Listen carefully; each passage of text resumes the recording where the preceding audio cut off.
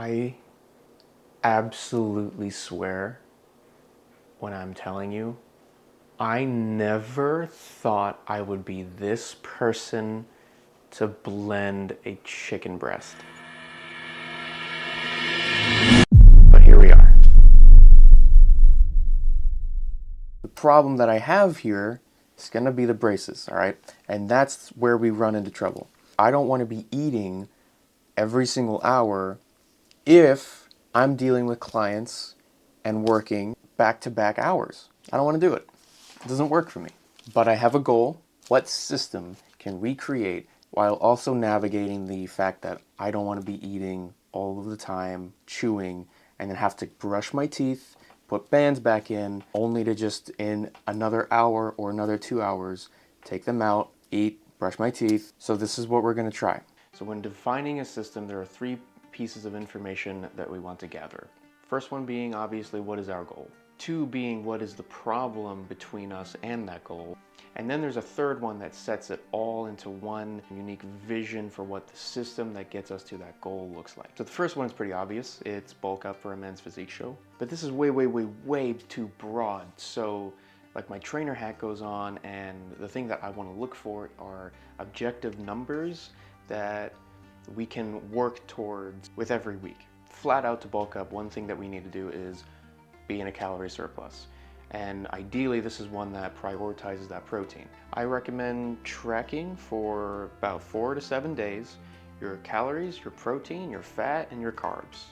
All of it. I really discourage people away from tracking with like a halo angel effect. Whatever it is, if you eat a Kit Kat, if you eat waffles, if you eat ice cream, if you have a glass of wine at the end of your night, every night, you need to track it. At the end of those 7 days, we're gonna take the averages for those calories, the protein, the fat, and the carb. And after tracking for a whole week, here are what my numbers looked like.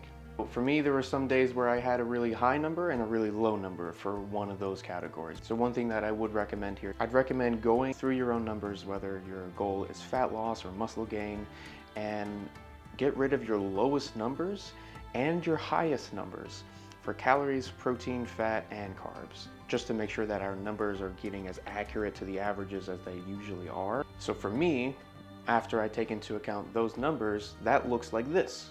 However, these are not the numbers that are going to build up my physique fast. Now to find those numbers, what we need to do is we need to look at my body weight. I did an InBody scan right here. My weight says it's 179. I'm going to take my body weight. I'm going to multiply it by 2.2. Now here's the thing. Ramping up my protein intake from 110 on average to just shy of 400 is going to be like me on the highway going from 65 miles an hour to trying to push it 120 miles an hour or more. You can imagine that's going to take a lot of wear and tear on the car itself. So therefore, I want to make sure that the nuts and bolts are taken care of.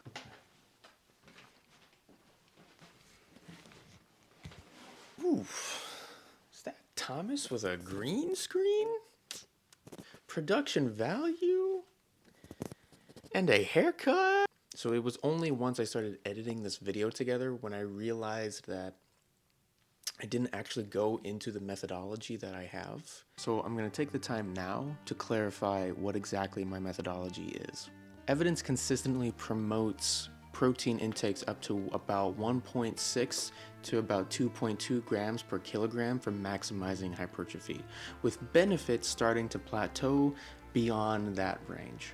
Some resistance training studies used intakes as high as 4.4 grams per kilogram per day, but higher intakes of protein have not consistently produced greater muscle growth compared to lower protein diets, meaning I don't have to be eating all this much protein. And as I say in this video, you don't have to be. So why am I? Why am I doing this? I'm doing at least my body weight times 2, and then to have a little bit more of a muscle protein synthesis here, I'm doing a little bit more by adding the 0.2. I think if I'm watching like a series or something and someone is doing something ridiculous like that, that would be kind of fun to watch.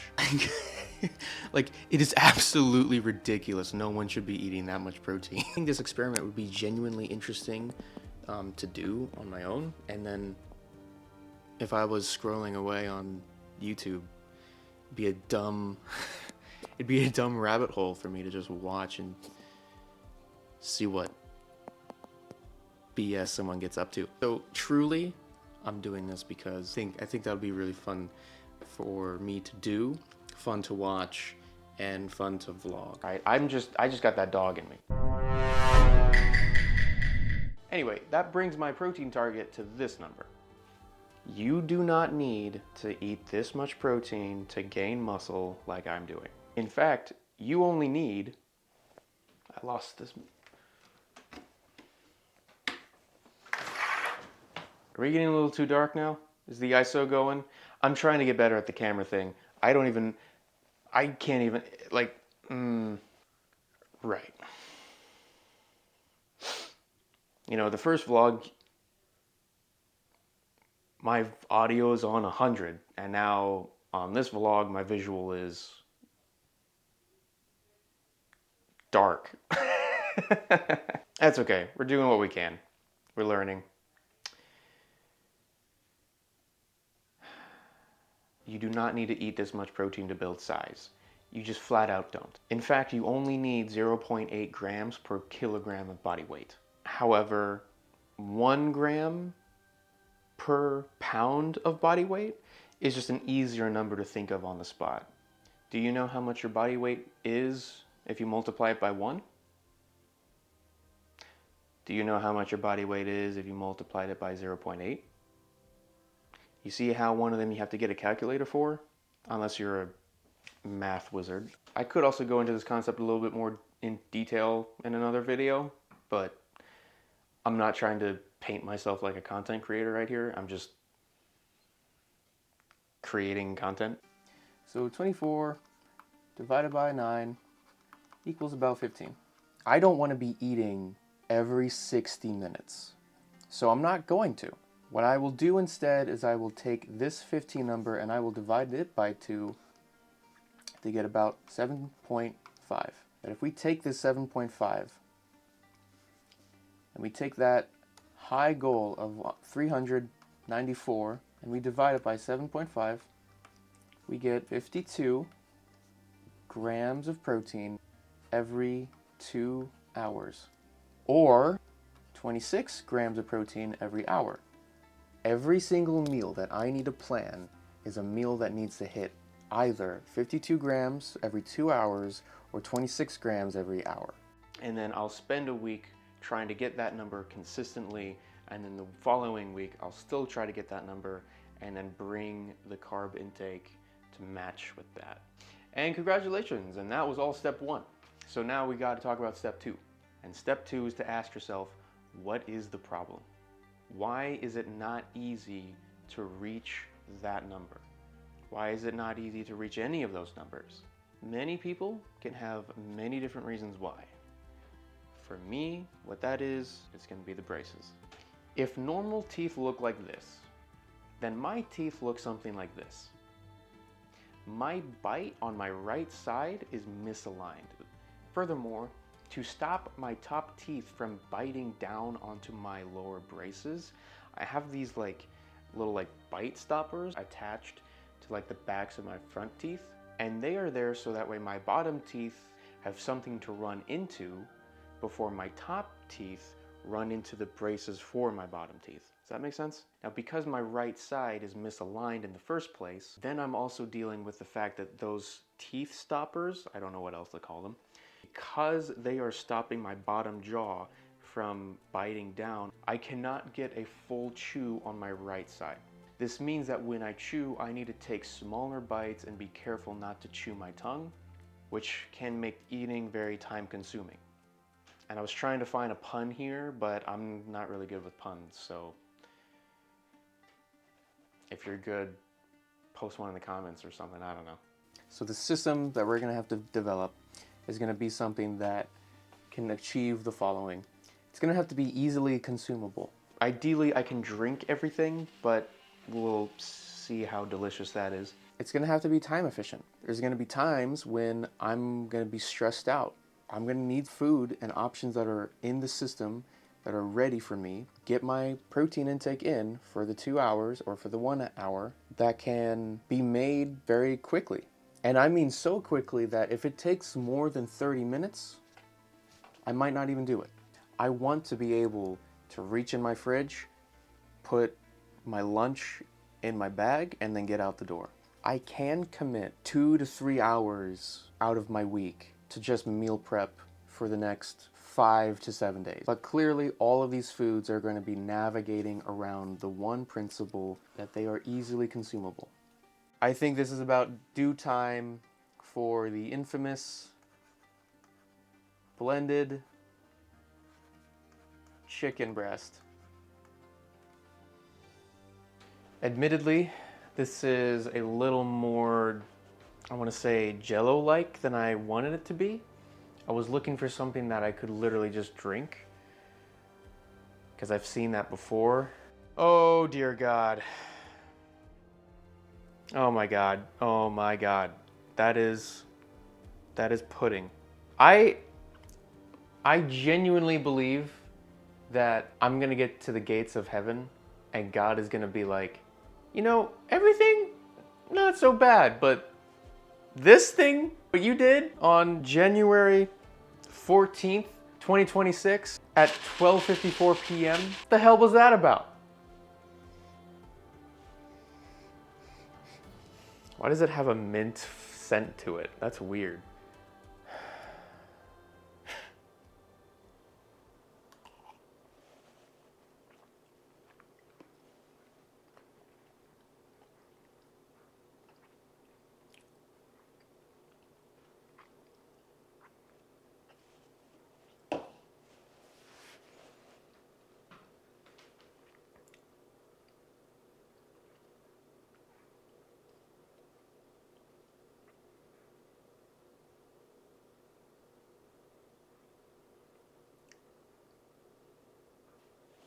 Okay.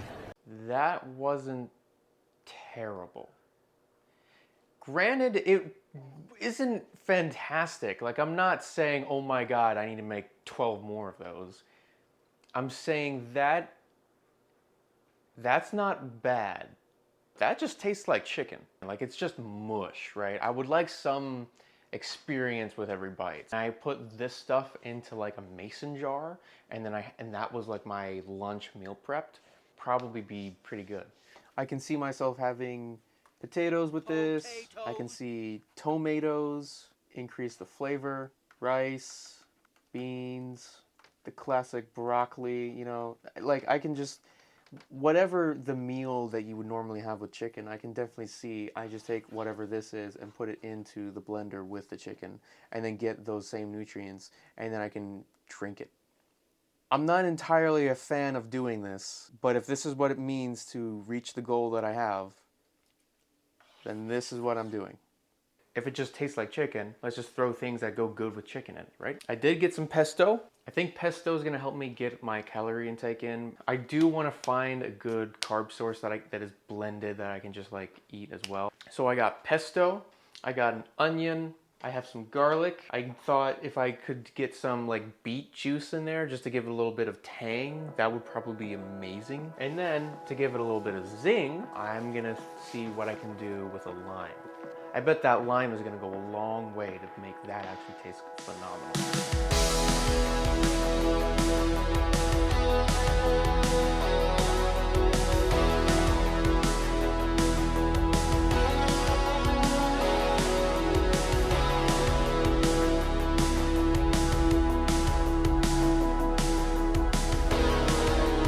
Wow, look at that. Look at that. Okay, so just letting you know right now, sniffing it, there's a lot of different scents that are coming. So already, this is looking good.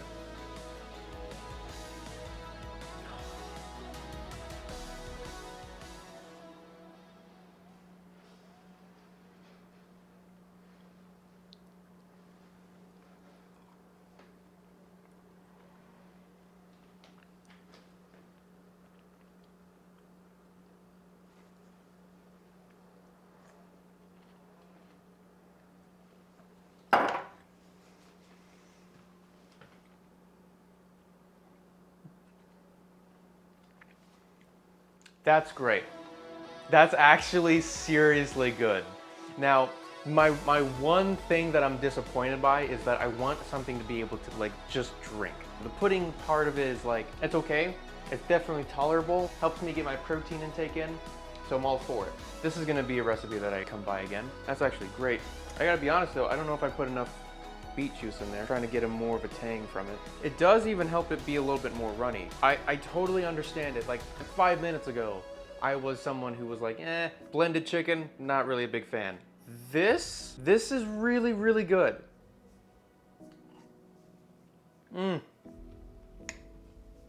Absolute cinema.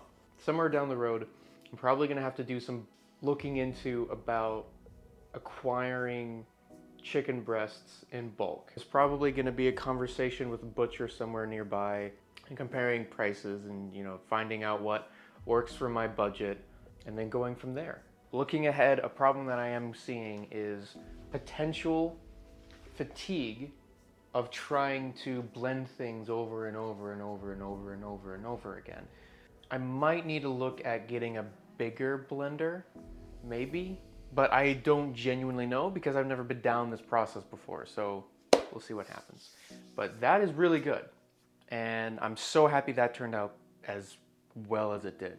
If I had to rank it on a scale of 1 to 10, I'd say that's probably a 9. Like seriously, like that's not bad at all. I was hoping for an 8, betting for a 7. That's a 9. That's really, really good.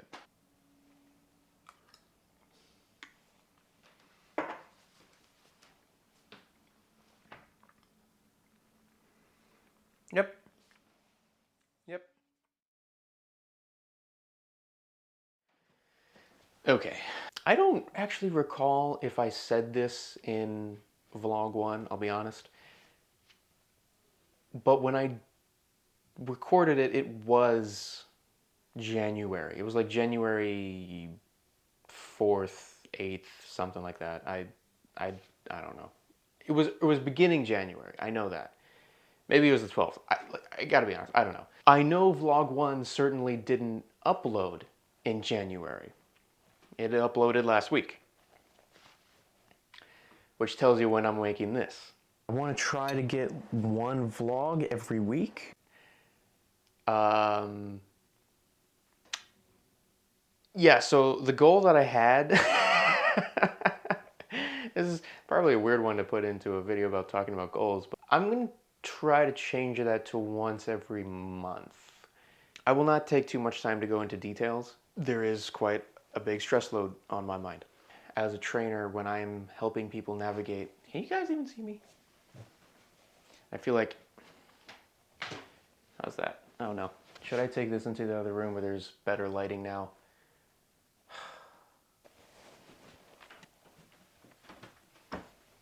I have plans for follow-up videos that I have in this series, and those might take some time to like develop and make and produce. And in the back of my head, I also feel like that once I get those done, that maybe there'll be a time where vlogs are super easy. Until further notice, I am going to be updating this video series once every month. There is no further update other than that. I appreciate you for clicking on this video and watching. It's probably not even good. I don't even know if over there with the window thing, I don't even know if you saw all of me. I might have just been a silhouette. Yeah, there's definitely a big learning curve to have here. If you have a question, utilize the comments, ask the question. When I notice it, I'll put my expert hat on as a personal trainer and see if I can answer it for you. You don't have a question and this is just a useful video to you, I'd also be appreciative to hear about how has it been useful to you. I appreciate you for watching, so thank you. I'll see you in a month.